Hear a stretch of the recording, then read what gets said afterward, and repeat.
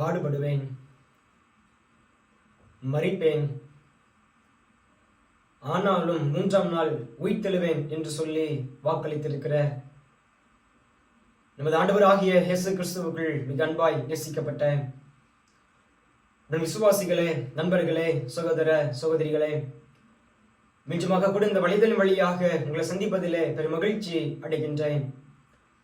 எனவே இந்த ஆசீர்வாதமான ஞாயிற்றுக்கிழமையின் இந்த அடியனுடைய நெஞ்சார்ந்த நன்றிகளையும் ஸ்தோத்திரங்களையும் உங்கள் அனைவருக்கும் நான் தெரிவித்துக் கொள்கிறேன்.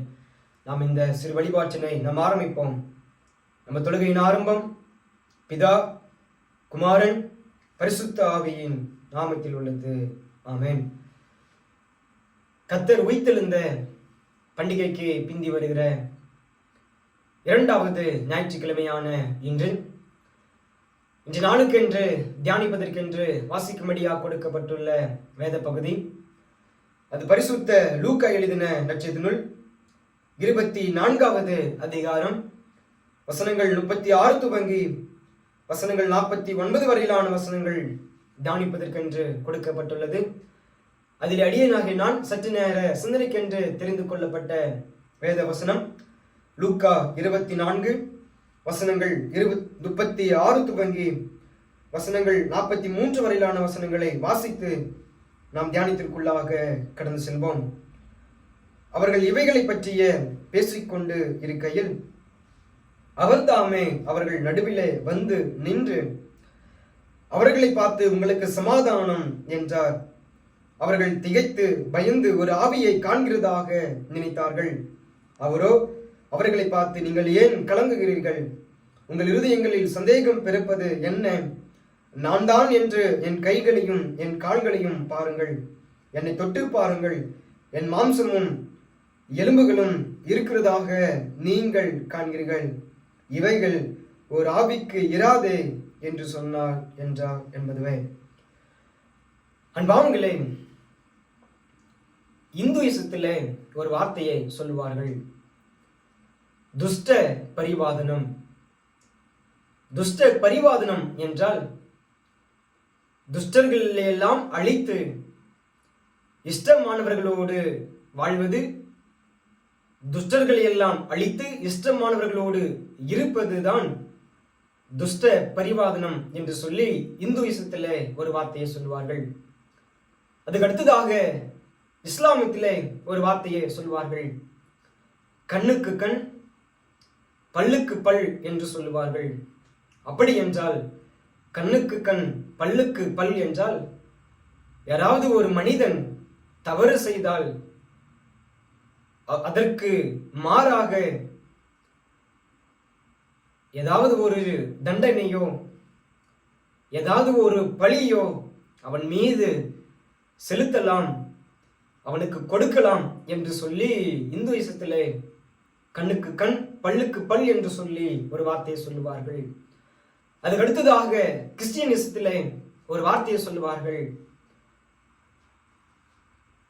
உன்னை யாராவது ஒரு கன்னத்தில் அறைந்தால் மறு கன்னத்தையும் அவனுக்கு திரும்ப காட்டு என்று சொல்லி கிறிஸ்டியனிசத்திலே ஒரு வார்த்தையை சொல்லுவார்கள். யாராவது ஒருவன் ஒரு கன்னத்திலே அருந்தால் வேறொரு கன்னத்தையும் அவனுக்கு காட்டு என்று சொல்லி சொல்வார்கள். அப்படி என்றால் என் அன்பானவர்களே, உன் சத்துருக்களையும் சிநேகிகள், உன் சத்துருக்களையும் அவர்களுக்காக செபியுங்கள், உங்கள் சத்துருக்களையும் ஆசீர்வதியுங்கள் என்று சொல்லி வேத வசனங்களும் திருமறையும் நமக்கு சொல்லுகின்றதாக கூட நாம் பார்க்கின்றோம். அன்பானவர்களே, நான் ஏன் இவைகளை இங்கே சொல்கிறேன் என்று சொன்னால், இன்றைக்காக நமக்காக தியானிக்கும்படியாக கொடுக்கப்பட்டுள்ள வேத பகுதியிலும் கூட பரிசுத்த லூக்கா எழுதின நற்செய்தி நூல் 24வது அதிகாரம் வசனங்கள் 36 துவங்கி வசனங்கள் 49 வரையிலான வசனங்களை நாம் வாசித்துக் கொண்டு வருகின்ற பொழுது அங்கே சீடர்கள் வருகின்றார்கள். அங்கே சீடர்களை குறித்து நாம் பார்க்கின்ற பொழுது அந்த சீடர்கள் யார் என்றால் இயேசுவுக்கு விரோதமாக மாறிப்போன துஷ்டர்கள், இயேசுவுக்கு விரோதமாக மாறிப்போன விரோதிகள், இயேசுவை காட்டிக் கொடுத்தவர்கள், இயேசுவை மறுதலித்தவர்கள், இயேசுவை விட்டு ஓடி போனவர்கள், இயேசுவை விட்டு தலையை மறைத்துக் கொண்டவர்கள், இயேசுவை விட்டு நன்றி கெட்டவர்களாக, நன்றியை மறந்தவர்களாக கடந்து சென்றவர்கள். அது மட்டுமல்ல, இவர்களே இயேசுவையை சிலுவையில் அறைந்த குற்றவாளிகள், இவர்களே இயேசுவை சிலுவையில் அறைந்த கொலையாளிகள் என்று சொல்லி நாம் அங்கே வருகின்றதான சீடர்களை குறித்து நாம் பார்க்க முடியும். அப்படியானால் என் அன்பானவர்களே, இன்றைக்காக நமக்காக தியானிக்கும்படியாக கொடுக்கப்பட்டுள்ள வேத பகுதியிலே அங்கே வருகின்றதான அப்படிப்பட்டதான சீடர்களை தான் ஆண்டவர் இயேசு இன்றைக்கு அவர்களை தேடி செல்லுகின்றதையும் கூட நாம் பார்க்கின்றோம். அதான் நாம் வாசிக்கின்றோம். லூக்கா எழுதின நூல் 24வது அதிகாரம் 36வது வசனத்தை நாம் வாசிக்கின்ற பொழுது, அவர்தாமே அவர்கள் நடுவிலே நின்று என்று சொல்லாமல், அவர்தாமே அவர்கள் நடுவிலே வந்து நின்று என்று அங்கு வேத வசனம் இப்படியாக வருகின்றதையும் கூட நாம் பார்க்கின்றோம். அவர்தாமே அவர்கள் நடுவிலே நின்று என்று சொல்லாமல், அவர்தாமே அவர்கள் நடுவிலே வந்து நின்று என்று சொல்லி வேத வசனம் இப்படியாக சொல்லுகிறது. அன்பானவர்களே, அப்படியானால் உலகத்துல ஒரு வார்த்தையை சொல்லுகிறது போல, நான் வந்துட்டேன்னு சொல்லு, திரும்பி வந்துட்டேன்னு சொல்லு என்கிறது போல இந்த வார்த்தையை அவர்தாமே அவர்கள் நடுவிலே வந்து நின்று என்று அங்கே வேத வசனம் இப்படியாக வருகின்றதாக கூட நாம் பார்க்கின்றோம். அப்படியானால் என் கண்மான்களை தொடர்ந்து அங்கே வசனம் சொல்லுகிறது, நான் தான், என்னை பாருங்கள், நான் தான், என்னை தொட்டு பாருங்கள், நான் தான், என்னுடைய காயங்களை பாருங்கள், நான் தான், என்னுடைய கால்களை பாருங்கள், நான் தான், என்னுடைய கரங்களை பாருங்கள் என்று ஆண்டவர் இயேசுவே இன்றைக்கு தம் சீடர்களை தேடி வந்து அவர்களுக்கு காட்சி அளிக்கிறதையும், அவர்களுக்கு தன்னை வெளிப்படுத்துகிறதையும், அவர்களுக்கு தரிசனமாக அங்கே கொடுக்கின்றதையும் கூட நாம் பார்க்கின்றோம். ஏன் ஆண்டவர் இயேசு நினைத்திருந்தால் பெற்றெடுத்த தாய் தகப்பனுக்கு காட்சி அளித்திருக்கலாம், பிறந்து வளர்ந்து ஆளாகிய நாசரேத் ஊர் என்று சொல்லப்படுகிற தம் சொந்த ஊரார்களுக்கு அவர் காட்சி அளித்திருக்கலாம், உண்டு உறங்கி உறவாடிய தம் சொந்த பந்தங்களுக்கு தன்னை காட்சி அளித்திருக்கலாம். அப்போ யாருக்கு தான் ஆண்டவர் இயேசு தன்னை காட்சி அளிக்கிறார் என்று நாம் பார்க்கின்ற பொழுது, அன்பானவர்களே, அங்கே வருகின்றதான சீடர்கள் நன்றியை மறந்த, நன்றி கெட்ட, இயேசுவை சிலுவையிலே தொங்கவிட்டு வேடிக்கை பார்த்த, மறுதளித்த, இயேசுவை விட்டு ஓடிப்போன, இயேசுவை விட்டு ஓடிப்போய் தலையை மறைத்துக் கொண்ட அந்த சீடர்களுக்கு தான் ஆண்டவர் இயேசு இன்றைக்கு காட்சியளிக்கிறதையும், குறிப்பாக அப்படிப்பட்டதான சீடர்களையும் அங்கே ஆண்டவர் இயேசு தேடி வருகின்றதையும் கூட நாம் பார்க்கின்றோம். அப்படியானால் என் அன்பானவர்களே, ஆண்டவர் இயேசு இன்றைக்கு அவர் யாராக இருந்தாலும், எவராக இருந்தாலும், எப்பேர் பெற்றவராக இருந்தாலும், ஆண்டவர் இயேசு அவர் தேடி வருகின்ற தெய்வமாய், அவர் தேடி வருகின்ற இறைவனாய் இருக்கிறார் என்பதை இந்த தியான பகுதியிலிருந்து இந்த வார்த்தையை நாம் ஆழமாக இதை நாம் புரிந்து கொள்ள வேண்டும். அப்போ அப்பேற்பட்ட சிலர்களை தான் ஆண்டவர் இயேசு தேடி செல்லுகிறதையும் கூட நாம் பார்க்கின்றோம்.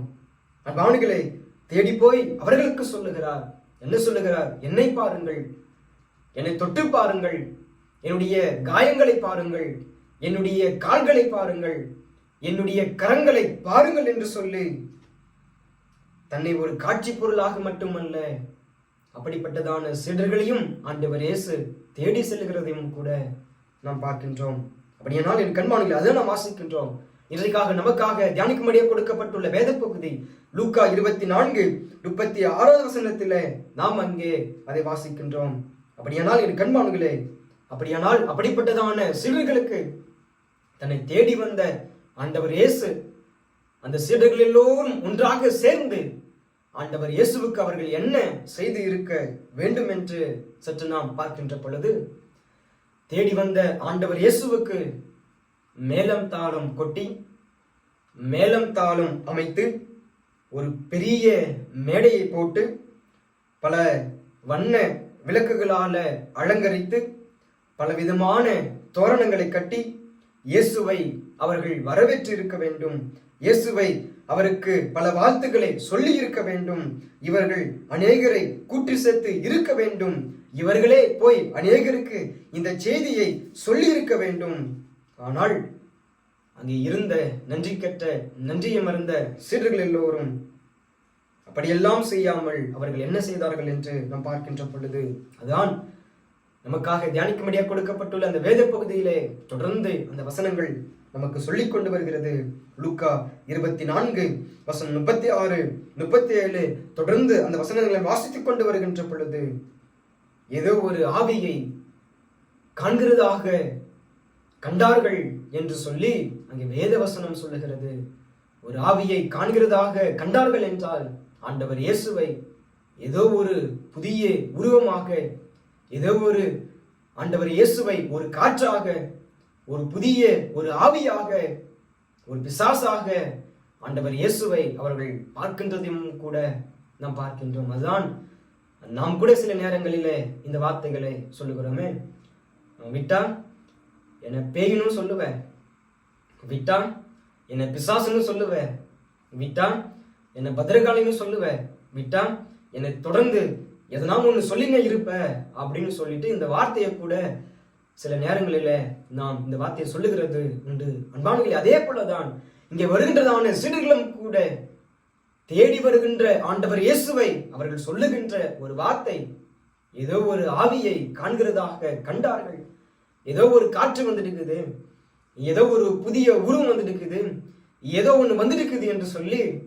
அந்த வார்த்தையை சீடர்கள் ஆண்டவர் இயேசுவை பார்த்து அங்கே சொல்லுகிறதையும் கூட, அங்கே இருக்கின்றதையும் கூட நாம் பார்க்கின்றோம். அப்படியானால் என் கண்பானுகளே, ஆண்டவராகிய இயேசு கிறிஸ்து இன்றைக்கு அப்படிப்பட்டதான நன்றி கெட்ட நன்றியை மறந்த ஓடி போன தலையை மறைத்து கொண்டிருக்கிற மறுதளித்த காட்டிக் கொடுத்த அப்படிப்பட்டதான சீடர்களை தான் இன்றைக்கு ஆண்டவர் இயேசு அவர் தேடி வருகின்றதாக கூட நாம் பார்க்கின்றோம். அப்படியானால் என் கண்பான்களே, திருமறையில கூட லூக்கா எழுதின நூல் 13வது அதிகாரம் வசனங்கள் 10 துவங்கி 17 வரையிலான அந்த பகுதியை நாம் வாசிக்கின்ற பொழுது அங்கே ஒரு நிகழ்வு ஒன்று பதிவு செய்து பட்டுள்ளது. அந்த நிகழ்வை நாம் வாசித்துக் கொண்டு வருகின்ற பொழுது 18 வருஷமாய் கூனியாயிருந்த ஒரு மனுஷி இருக்கின்றதாக நாம் அங்கே பார்க்கின்றோம். அப்போ கொஞ்சம் கூட நிமிர முடியாத கூனியாக, அதோடு கூட பேயும் பிடித்திருக்கிற ஒரு கூனியாக அங்கே வருகின்ற ஒரு அம்மா, அங்கே அவள் இருக்கின்றதும் கூட நாம் பார்க்கின்றோம். அப்ப பாருங்க, இன்றைக்கு ஒரு மனுஷன் 1 மணி நேரம் ஒரு இடத்துல அவனால இருக்க முடியல, 1 மணி நேரம் ஒரு இடத்துல அவனால நிற்க முடியல, 1 மணி நேரம் ஒரு இடத்துல அவன் சரியாக நிலை நிற்க முடியல.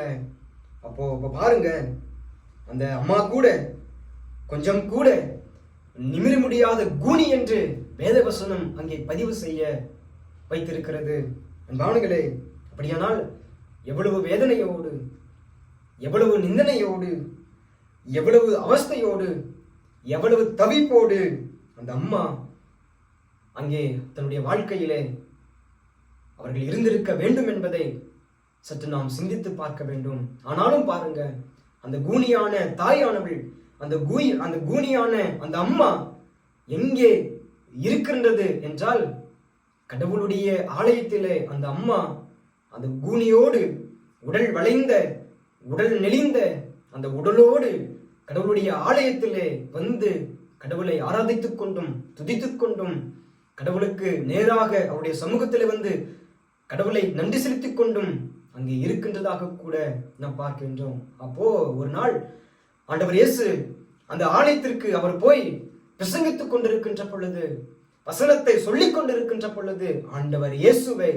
அந்த அம்மாவை பார்த்து, ஆண்டவர் இயேசுவை அந்த அம்மாவை கண்டு, ஆண்டவர் இயேசுவை அந்த அம்மாவை அறிந்து, ஆண்டவர் இயேசுவை அந்த அம்மாவை தேடி சென்று கூனியாக இருந்த 18 வருஷம் கூனியாக இருந்த அந்த அம்மாவை குணப்படுத்துகிறதையும் கூட நாம் பார்க்கின்றோம். அன்பானவர்களே, இந்த நிகழ்வை கூட நான் ஏன் இங்கே சொல்கிறேன் என்று சொன்னால், நம்முடைய ஆண்டவராகிய இயேசு கிறிஸ்து அவர் யாராக இருந்தாலும், எவராக இருந்தாலும், எப்பேற்பட்டவராக இருந்தாலும் அவர் தேடி செல்லுகின்ற இறைவனாக, அவர் தேடி செல்லுகின்ற ஒரு தெய்வமாக அவர் இருக்கிறார் என்பதை நாம் ஆழமாக புரிந்து கொள்ள வேண்டும். அப்படியானால் எனக்கு அன்பானவர்களே, அதுதான் இன்றைக்காக வாசிக்கும்படியாக கொடுக்கப்பட்டுள்ள இணைப்பகுதியாக கொடுக்கப்பட்டுள்ள வேத பகுதியிலெல்லாம் நமக்கு அதுதான் சொல்லுகிறது. சங்கீத பகுதியில் நாம் வாசிக்கின்றோம்.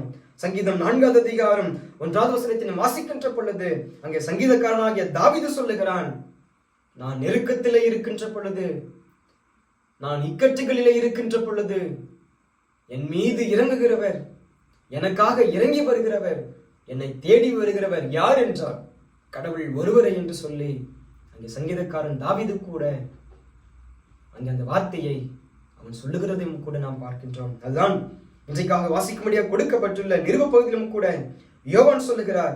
1 யோவான் 3வது அதிகாரம் 1வது வசனத்தை நாம் வாசிக்கின்ற பொழுது, அவர் தேடி வருகின்ற இறைவனாய் தெய்வமாய் இருக்கின்றபடியால் அவருடைய அன்பு, அவருடைய தயவு, அவருடைய இரக்கம் எப்படிப்பட்டதாக இருக்கின்றது என்பதை எண்ணி பாருங்கள் என்று சொல்லி அங்கு யோவான் கூட அந்த நிருப பகுதியிலே அவரும் அந்த வார்த்தையை சொல்லி வைத்திருக்கிறதையும் கூட நாம் பார்க்கின்றோம். அன்பானவர்களே, அதான் இன்றைக்காக வாசிக்கும்படியாக கொடுக்கப்பட்டுள்ள பழைய ஏற்பாட்டு பகுதிக்கு பதிலாக புதிய ஏற்பாட்டின் பகுதி அப்போஸ்தலர் நடவடிக்கையின் புத்தகம் 3வது அதிகாரம் 1வது வசனத்தை வாசிக்கின்ற பொழுது அங்கே பேதுருவும்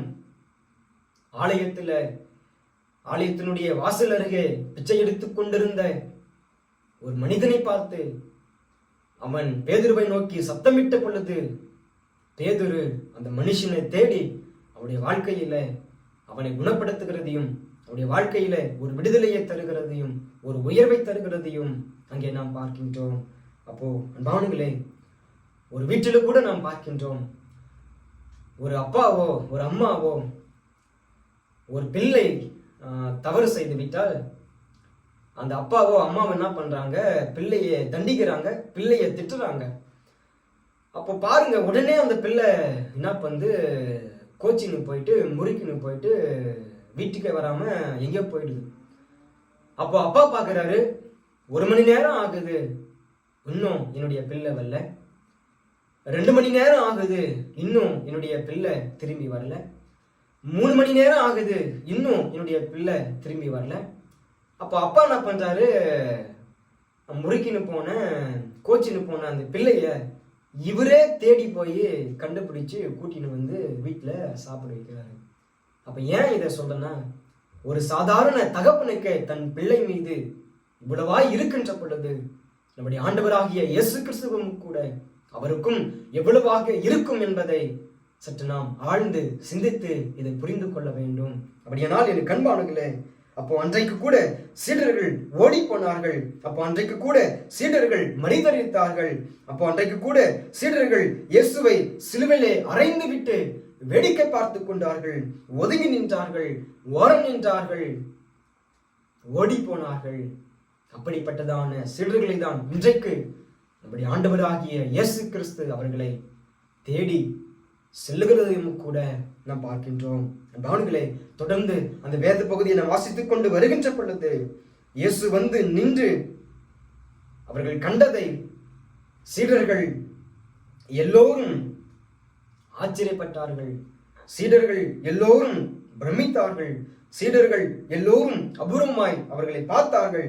சீடர்கள் எல்லோரும் ஆச்சரியமாய் பார்த்தார்கள் என்று வேதவசனம் அங்கே நமக்கு சொல்லுகின்றதையும் கூட நாம் பார்க்கின்றோம். அப்படியானால் என் அன்பானவர்களே, அன்றைக்கு அவருடைய பாதத்துல அவருடைய சமூகத்துல வந்திருக்கின்ற நாமும் கூட நம்முடைய வாழ்க்கையிலும் கூட அன்றைக்கு தேடி வந்து சீடர்களுக்கு அற்புதம் செய்த கடவுள், அன்றைக்கு தேடி வந்து சீடர்களுக்கு அதிசயம் செய்த கடவுள், அன்றைக்கு தேடி வந்து சீடர்களுக்கு பிரமிப்பு ஏற்படுத்திய கடவுள், அன்றைக்கு தேடி வந்து சீடர்களுக்கு ஒரு ஆச்சரியத்தை உண்டாக்கிய கடவுள், இன்றைக்கு அவரை தேடி வந்திருக்கின்ற, அவருடைய பாதத்தில் வந்திருக்கின்ற, அவருடைய சமூகத்தில் வந்திருக்கின்ற நமக்கும் கூட நம்முடைய வாழ்க்கையிலும் கூட அதே அதிசயத்தை, அதே அற்புதத்தை, அதே ஒரு பிரமிப்பை, அதே ஒரு ஆச்சரியத்தை, ஒரு வல்லமையான செயலை, ஒரு வல்லமையான காரியத்தை உயிர்த்தெழுந்த ஆண்டவராகிய இயேசு கிறிஸ்து, குறிப்பாக